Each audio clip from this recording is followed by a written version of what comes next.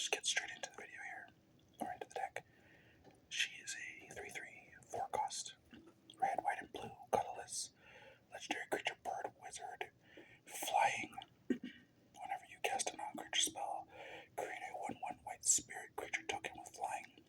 They can sacrifice any spirit to add 1 red mana to your mana pool.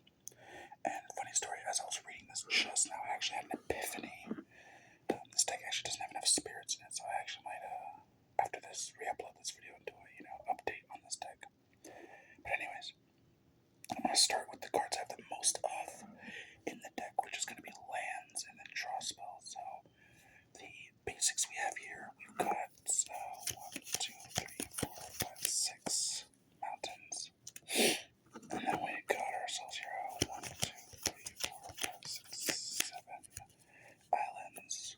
And then we've got 1, 2, 3, 4, 5, 6, 7 plains. And then for our non-basics, we've got Desert of the True. It's a desert. We have it in here mainly for the cycling.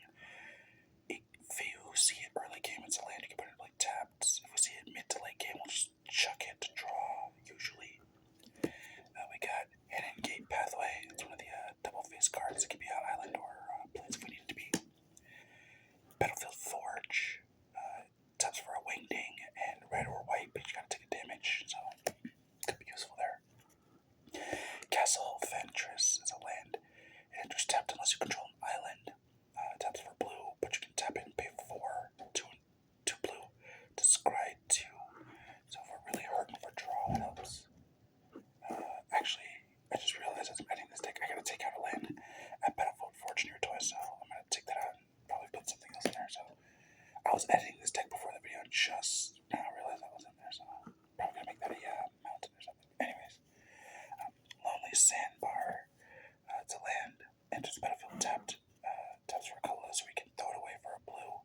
We usually have it for that, but again, early game land. Then we got Arid Mesa, fetch land. Pay 1 life, tap it, and throw it away to yourself a mountain or plains and put it into play. Then we've got a Pillar Verge Pathway here. It's a red or a white. Actually, the front side is the correct side, but Pillar Verge Pathway or Needle Verge Pathway is what it's called, actually. Then we've got a Forgotten Cave. So similarly, you can cycle it for a red, or it comes into play tap. So, in my opinion, I actually kind of like these more than the tempo lands because they can be used for draw, not just scrying. Scrying's good and all, but I'd sooner just take the card so we can get to the next one. But I digress. Moving on. We've got a Hallowed Fountain. As it enters, you can pay 2 life, and if you don't, it enters tapped. It's a plain island. Plain old island. Steam Fence. It's an island mountain. Same thing. Pay 2 life, and if you don't, it enters tapped. And I got a, let's see, Rockrin Trail. It's an island mountain plains. It's all the colors I need.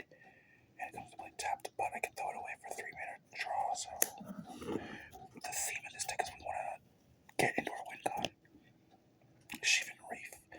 It's a tap it for 1, or you can tap it for red or blue and it deals damage to you. So like Battlefield Forge, but red, blue.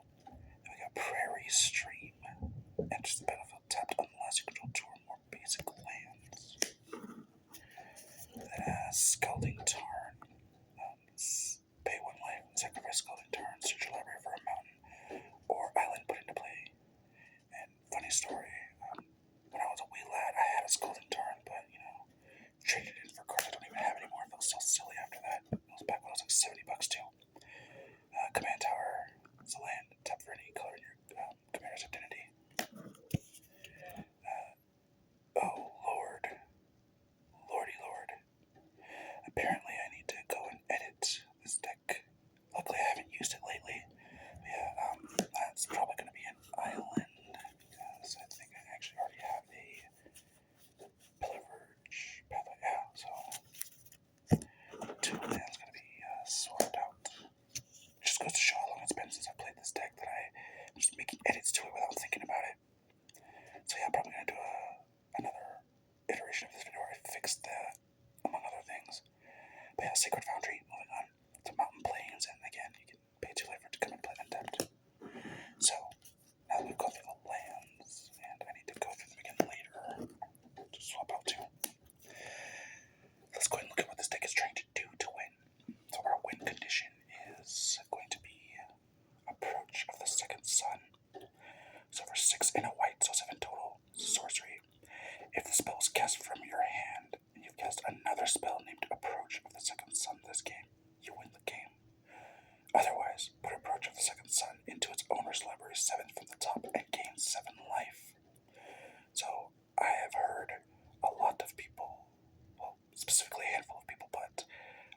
criticism for this card is that it's not a good card and that it sucks, and honestly, it kind of does. But I like the challenge of having to conjure up 14 plus mana to win with this. It was a challenge to myself personally to try to make this card viable. So I have a lot of fun playing this deck, honestly, personally. So there are some ways that we're going to try to cheese out this win faster or easier, I should say. And then one of the cards we're going to use for the first second sun win is a Narset's Reversal. It's 2 blue, instant copy target instant or sorcery spell, then return it to its owner's hand and choose new targets for the copy. So the trick here is that we're going to go ahead and cast our Approach on the Second Sun, and then while it's on the stack, we're going to copy it with Narset's Reversal, and then return the original copy to our hand. So obviously we're not going to win on the spot, but that's not the point. Actually, no, I lied. Yes, you can. You can because what you do is you cast it, put it back in hand, and cast it again. So basically, this makes it happen fast. So yeah, you cast it once, it puts it back in your hand, cast it again, and then you win. So yeah, Narset's Reversal is in here for Approach, so we can be like Approach, put it back, and then Approach again in the same turn. If we don't have Narset's Reversal, though, we have other ways of ensuring we hit our win. So there is Impact Tremors. For 1 in a red, whenever a creature enters the field under our control, this deals 1 damage to each opponent. So the way we're going to use this to win is, as we see, our commander gives us spirits really easily. So we're essentially going to kind of lean on that. And then we also have a combo that I'll get to. Actually, I'll just go ahead and skip and get to it now. We have, in the deck, we have a Birchie, God of Storytelling. So for 2 in a red, whenever you cast she's a legendary creature god. Whenever you cast a spell at red until end of turn, you don't lose this mana steps or phases end. And then creatures you control can boast twice during your turns rather than once, but we don't really care about that too much. She's 3/3. And on the back you have a little horn that gives you card selection and whatnot, but we don't really have it in there for that. We do it sometimes. We'll get to that in a second. So you take Birchie, God of Storytelling, and then you take a card like Grinning Ignis, which is 2 in a red. It has an ability for 1 red mana. You can return it to its hand to give yourself 2 colorless in a red, and only activate as a sorcery. So essentially what you're going to be doing is, you probably already see where I'm going with this here, but whenever you cast a spell, you get that red from Birchie, which pays for the Grinning Ignis ability to return itself, and then it gives you back the 3 mana it would have costed. So you have infinite enter the battlefield triggers, which will then trigger Impact Tremors. So worst case scenario, if we do not have our Approach of the Second Sun win, we at least can get the Grinning Ignis and Birchie off the ground here, hopefully. So yeah, that's essentially what our backup win con's going to be. Then we want to make sure that we can hit the Approach of the Second Sun and revive some of our cards if we should miss them. So one time I had a win con get not destroyed, but it basically got sent to grave and I had no way to get it out. This is back in my early Magic career here, so I add cards like Perpetual Timepiece, which is 2 mana. Put the top 2 cards of your library into your graveyard. So in a weird way, that's kind of draw, or at least for cards I can play out of the graveyard, that's definitely draw right there. And you can pay 2 to exile it, and then shuffle any number of target cards from your graveyard into your library. So you don't have to select all of them. You can literally just put back 1 card like Approach, or whatever you really need, like your Ignis or something, to get out of the yard. So I call this insurance. Basically, I have some insurance cards to make sure I get this regrowth effect. Basically, that's what it's in here for. Then the backup to that, if you guys dealt with it, is Elixir of Immortality. This is the not as good version of Timepiece, but it still does what we need it to do, which is get Approach out of the graveyard. But it gets the whole graveyard, so that could be a bad thing depending on how you look at it or what's in there. But anyways, for 2 mana and tap it, you gain 5 life. Shuffle the elixir into your graveyard along with your library. So that's why I have this in here. So I will try to get the piles of cards that are, not that plentiful out of the way. So now that you know the main ways we win, how we ensure we win, let's go ahead and look at how we get there. So we've got our mana pool of cards here. Obviously, Soul Ring, 1 add 2 mana to your pool. No explanation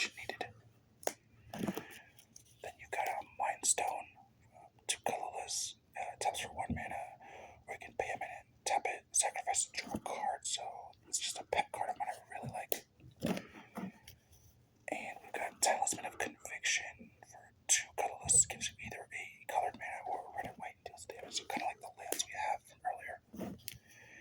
Then you've got Arcane Signet. It's 2.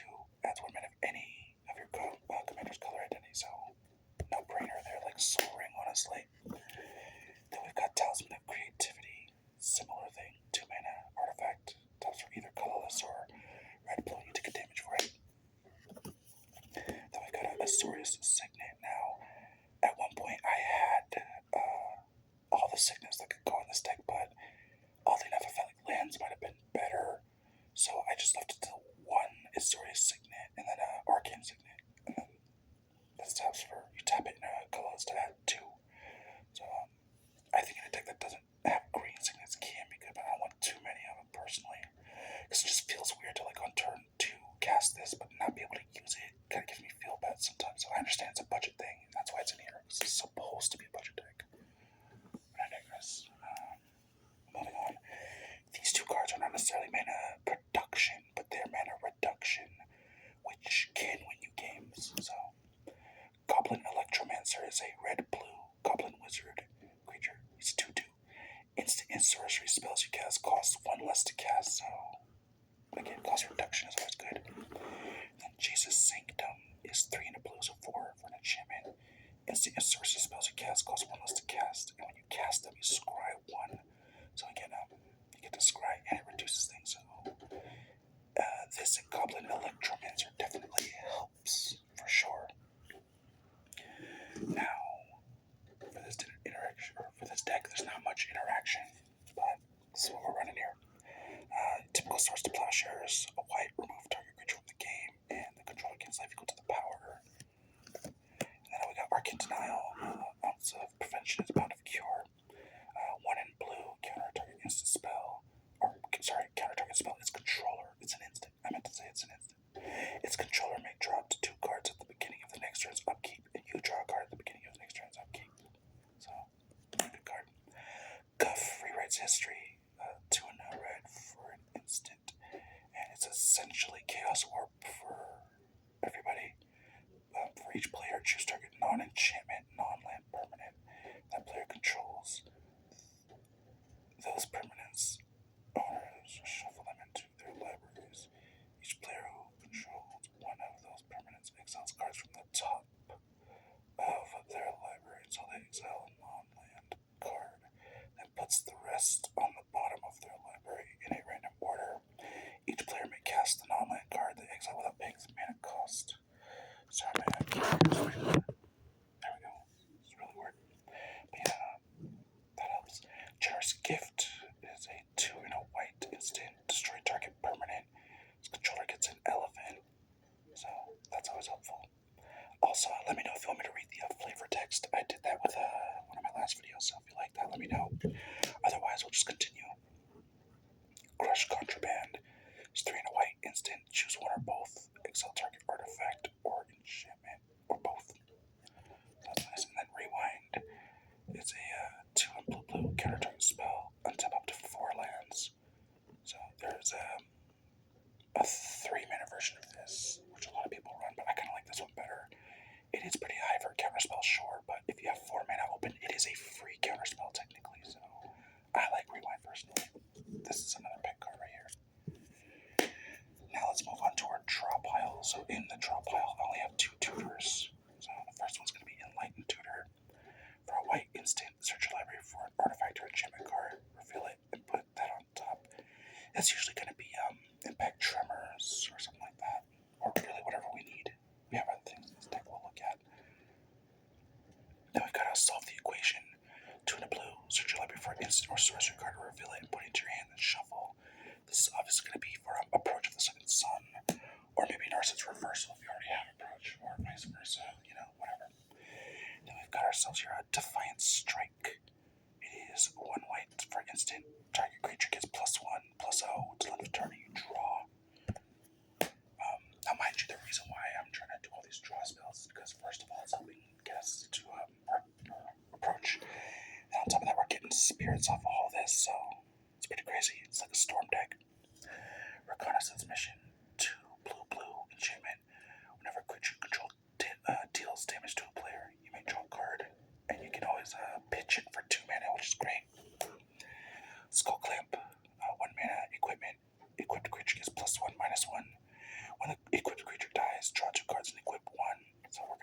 use this a lot with our spirits and other things that might be 1 mana or 1 toughness. Then we got Serum Visions for blue. You draw a card as grade 2. Expedite is 1 red, instant. Target creature gains haste until end of turn. Draw a card. Demand Answers, 1 in red. As an additional cost to cast the spell, sacrifice an artifact or discard a card, so you don't have to throw any cards away. You can throw an artifact away to draw 2 cards, which is nice. Curiosity. I'm gonna be honest, I don't even know why this card's in here. I put it on the commander and hope for the best. But yeah, for a blue enchantment aura, enchant creature. Whenever enchanted creature deals damage to an opponent, you may draw a card. Actually, I think I kind of have this here as also as a political deal maker to put on other creatures if I want to incentivize someone to attack somebody else. So, you can always use a bargaining chip. Usually I put it on my commander for draw or something like that, but hey, you never know. Maybe you want to ensure someone doesn't attack you, so you're like, hey, as a friend, go ahead and have this, but don't attack me. Then we've got Fist of Flame, 1 in red. Draw a card until end of turn. Target creature gains trample and gets +1 for each card you're drawing this turn. So there's a lot of draw going on, and if you have something like the Bite into Thassa or Reconnaissance Mission, then that's a lot of draw and a lot of +1/+1 you'll be getting. So try to do this in your main phase 1. It sucks to have to play a sorcery speed, or you could even play an instant, like Chuck Block if you drew on someone else's turn, but whatever. There's versatility to be had in this card. I kind of like the fact that it makes my commander big. Usually I'm casting a lot of these cards on my main phase to get to my win.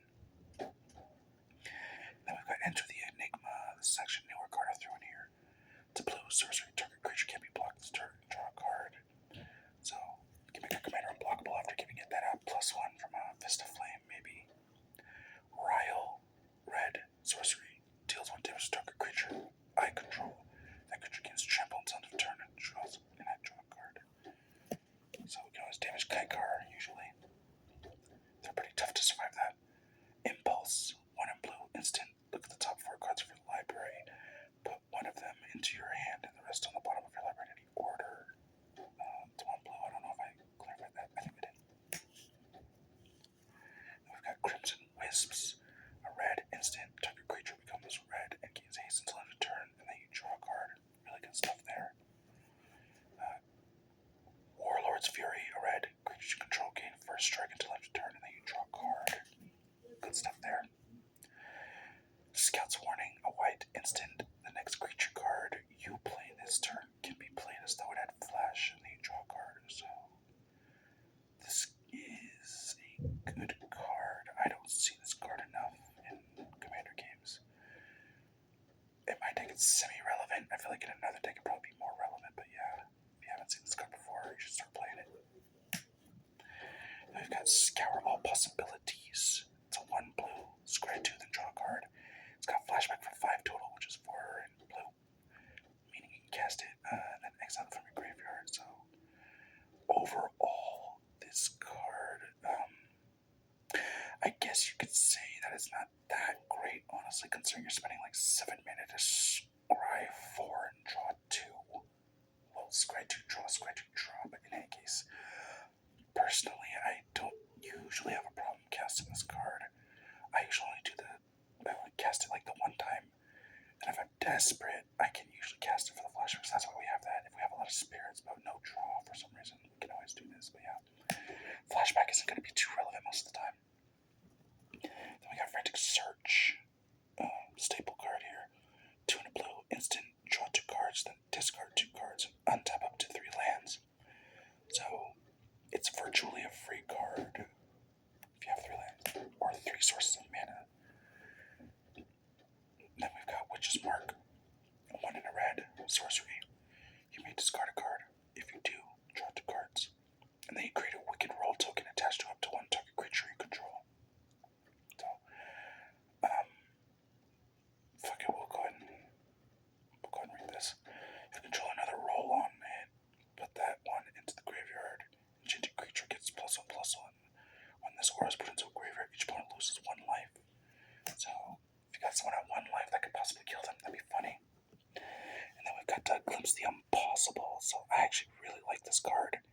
It's got a lot of words on it, but in In Magic terms, those words are really good, so let's get into it. For 2 and a red, it's a sorcery. Exile the top 3 cards of your library. You may play those cards this turn. At the beginning of the next end step, if any of those cards remain exiled, put them into your graveyard, then create a 0/1 colorless Eldrazi spawn creature token for each card that was put into your graveyard this way. The tokens have sacrificed this creature to add colorless. So, I feel like the card explains itself, but in case it doesn't, put simply, you impulse draw 3 things, and if you didn't use any of them, like if they were like lands and you didn't like it or you just didn't use them, then you get 3 little bodies that are 0/1, so that's like defense, and then they can be colorless mana. This card functionally pays for itself, and it gives you like this card's really doing a lot for 3 mana. I mean, maybe I'm glazing it, but I don't know. You get to exile 3 things, use them or not, and then if you don't, they go right to your graveyard, so they're not gone. And then you can have bodies that give you mana back off of that. So this card is pretty good, if you ask me. Then we've got Bident of Thassa here, which is a 4-cost, 2 and 2 blue. Legendary enchantment artifact. Whenever a creature you control deals combat damage to a player, you may draw a card. For 1 and blue, tap creatures your opponent's control attack this turn if able. So you can always force someone to attack in general. So there's always that. That could be something that's annoying for people who don't want to attack with their creatures. And then we have a backup for our commander. It's the discount backup. If our commander gets a little too pricey to cast because someone knows that we're up to no good. They got Whirlwind of Thought here, which is 1 green, red, white enchantment. Whenever you cast a non-creature spell, you draw. So it supplements our commander, and if we don't have it, then this at the very least will get us to where we need to go for our approach. Then we've got Flames of Anor, 1 red, blue, instant. Choose 1. If we control a wizard, as we cast the spell, we may choose 2, and if I'm not mistaken, our commander is a burp wizard, so we're always gonna usually be able to cast this, and I think we have some other wizards in the deck too. Or maybe not, there's not that many creatures, but that's besides the point. You can have target player draw 2 cards, so give me a bargaining chip to help someone out, or yourself. Destroy target artifact, and there's a lot of artifacts out there that are problematic. And then you can have this deal 5 damage to target creature. And 5 damage is a lot of damage for, creatures. Like, I don't think I have to explain that. Yeah, your average commander is going to have like maybe fucking 3, 4, or 5 toughness around there. So unless they're boosted some kind of way, then this is going to get rid of them. And if nothing else, just a lot of pesky creatures that 5 toughness or less. I mean, Flames of Anor with Nadu.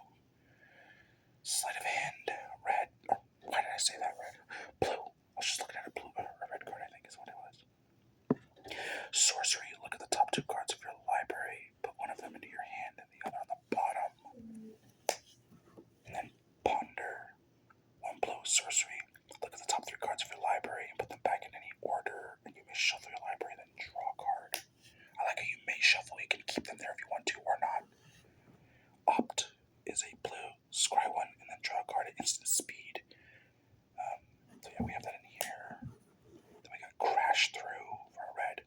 Creatures control gain trample. Till end of turn you get to draw. So that's nice. Then we got Thought Scour. Target player puts the top 2 cards of his or her library into their graveyard, and you draw a card. Funny enough, I used to have someone else mill the top 2. And I think that can still be relevant if they Vampiric Tutored or Worldly Tutored or something like that. But in general, we might actually want to use Thought Scour on ourselves. Because if we're trying to draw and that's the name of the game, well then at least getting 2 cards out of the way so we can get into approach will probably be the best bet. However, keep an eye out for people who Vampiric Tutor or things like that, because you could very well say in response to this, go ahead and do your thing. Or actually let them resolve it first, then cast this to get rid of whatever they tutored for, So there's that. Then we've got Preordain, a blue sorcery. Scry 2, then draw a card. So I like how you get to scry 2 first and draw. Brainstorm. Usually people say it's an overrated card. It doesn't need to go in every deck, and that is true, honestly. However, in this deck, we are trying to get to our approach, so I feel like it's relevant. So it's a blue instant. Draw 3 cards, then put 2 cards from your hand on top of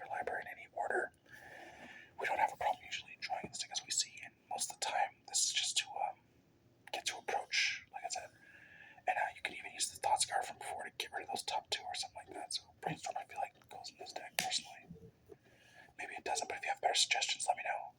The appeal is that it's 1 cost. That's the main reason why I have it in there. It's a cheap thing to cast.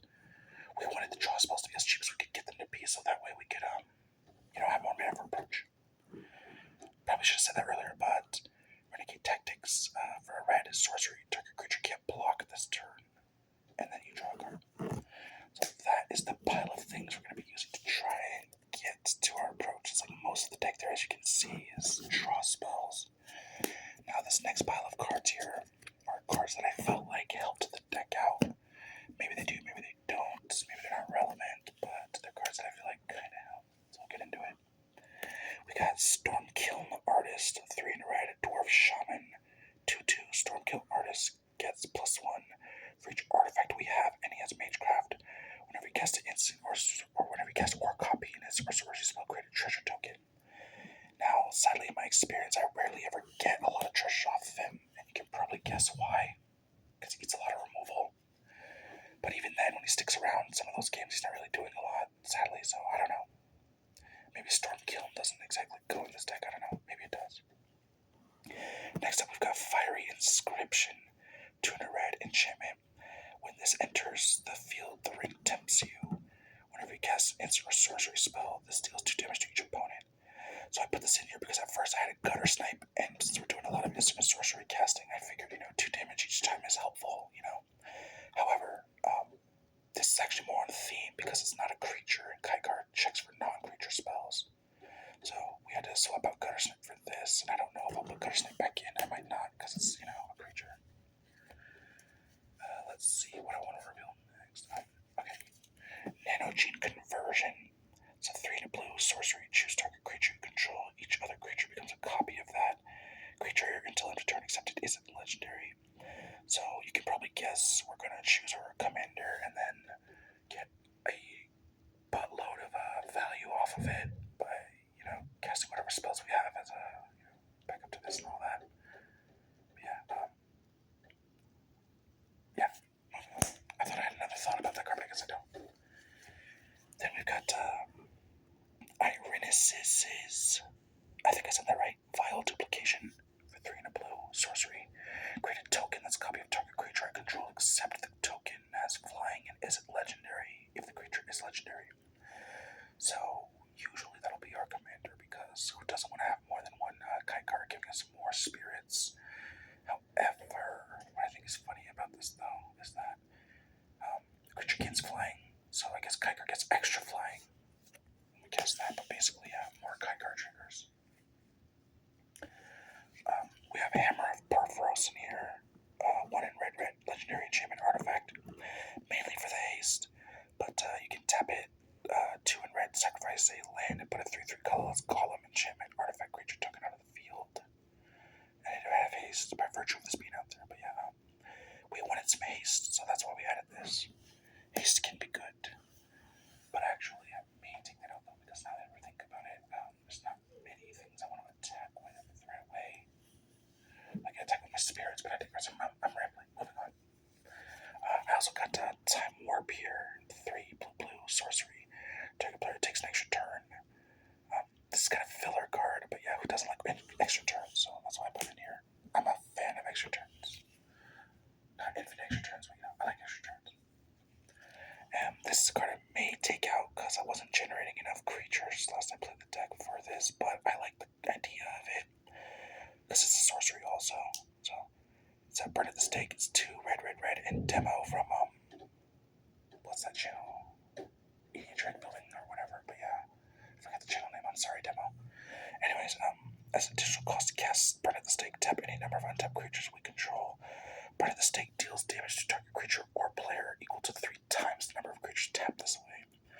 So we could just tap like 5 creatures, and it's like 5, 10, 15 damage to someone or something. So the sweet spot would be like 5 of our spirits. So if we can generate a lot of those, then this could be, good chunk of damage or possibly even kill. But yeah, I might actually swap this out honestly because now I think about it, like I said, I don't get too many spirits in a row going really fast, so I don't know. We'll see. Maybe I'll keep that in here. And a card that obviously eats up a lot of removal but does do work when I get to keep it is Teferi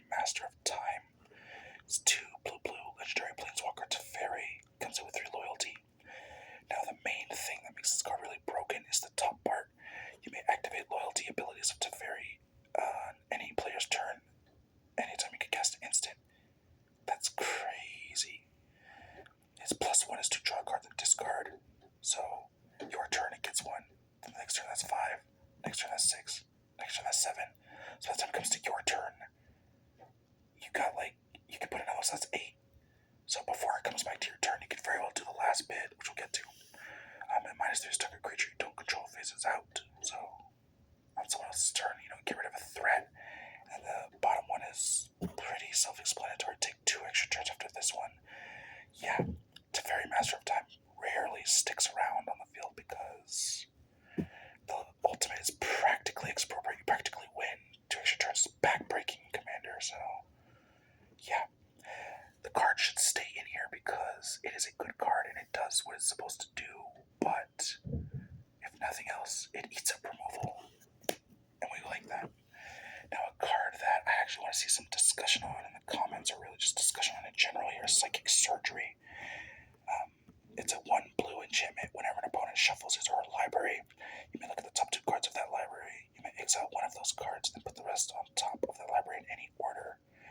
So personally, maybe this isn't too good in a casual setting, but even then I disagree. Because when you look at like green decks that are, rifling through their decks for, 2 lands or fucking lands, there's actually a lot of tutoring going on. Unless you're playing with someone who's like literally anti-tutor. Whoops. But yeah, Psychic Surgery, I feel like especially in a CEDH could be a good card. Maybe it's not, but at the same time, I feel like wherever there's a lot of shuffling going on, being able to look at the top card of your opponent's deck and stop whatever they just, or not stop, but just, Oh, that's where that thought was going when I said stop something. Again, you can, if someone Vampiric Tutors, they probably aren't going to do that with this out, because if they were, then you could just easily, literally exile the thing they tutored for. So Psychic Surgery, I feel like, is a really good card, and it should see more play. So I guess the discussion question is it CEDH viable, yes or no? I may get some, sweaty charts saying no, it's not, and fine, maybe it's not. However, at least in the casual table, I do think this card has a home somewhere, at the very least. It's a good card. It should not be doubted at all. But yeah, that in general makes up my Kykar casual EDH deck. I am going to now go edit it immediately so I can get those 2 duplicate lands out of there, because I know that that's not a thing you're supposed to have. And hopefully, you heard me say that earlier when I was like, I have to edit the deck.